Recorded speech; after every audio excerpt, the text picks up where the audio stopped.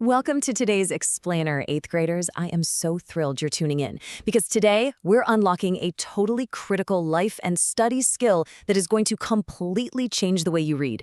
All right, let's just dive right into this. We are tackling the Godly Learner's Guide to Active Annotation. If you've ever felt completely overwhelmed by a giant textbook or lost in the middle of a massive reading assignment, what we're covering today is literally going to give you your time and your sanity back.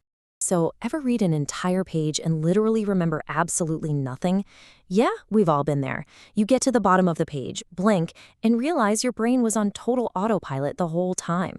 It's incredibly frustrating, right? You put in the time to do the reading, but the knowledge just didn't stick.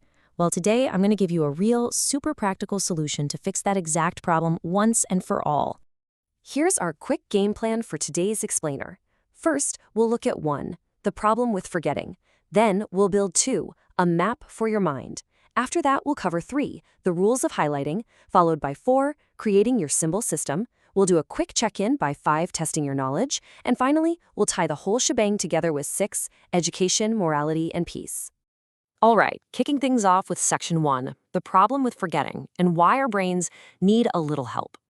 Look, the reality is our brains are amazing, but they simply aren't built to hold on to every single tiny detail of a dense text right after reading it just once. It's just not how we're wired. We absolutely need external systems to help capture and store all that heavy information. And honestly, this isn't some new modern struggle. Habakkuk chapter 2, verse 2 says, "Write down the revelation and make it plain on tablets so that a herald may run with it." Even thousands of years ago, the instruction was super clear. If something is important, write it down. Recording vital information is an ancient, God-given strategy for success. Moving right along to section 2, a map for your mind, creating your personal guide. Now, I don't want you to think of note-taking as some tedious school chore you're forced to do. Think of it more like, well, imagine walking into a really thick forest. Without a map, you are going to get hopelessly lost in the wilderness of that textbook. So, how do we draw that map? With active annotation. It's essentially the process of taking notes, highlighting, and marking text to create a personal map of important details for quick review.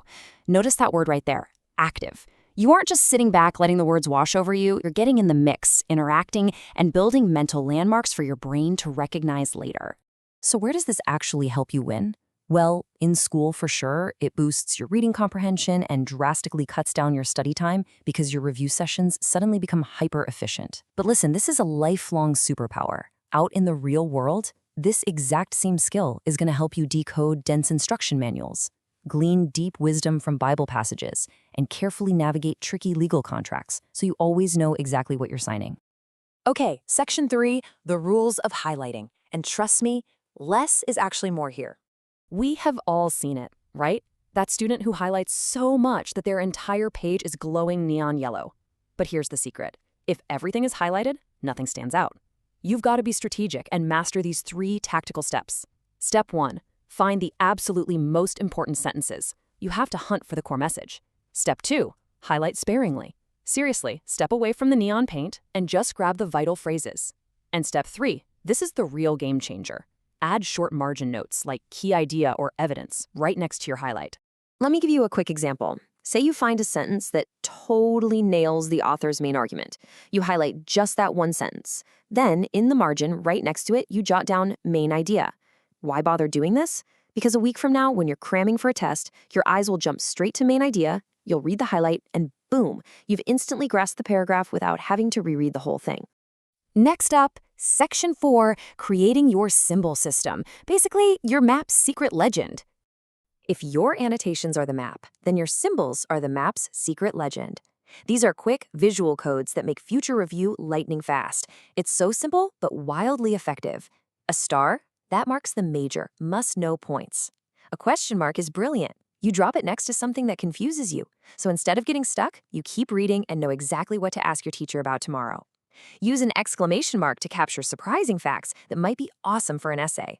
And a circle, just draw a circle around repeated words to quickly spot those major themes the author keeps hammering on.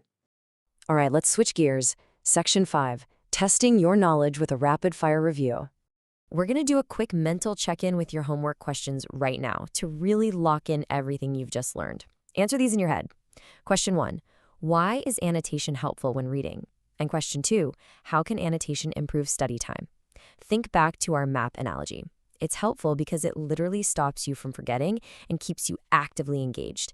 And it improves study time because you never have to reread an entire chapter. You just review the personal map of highlights you already built.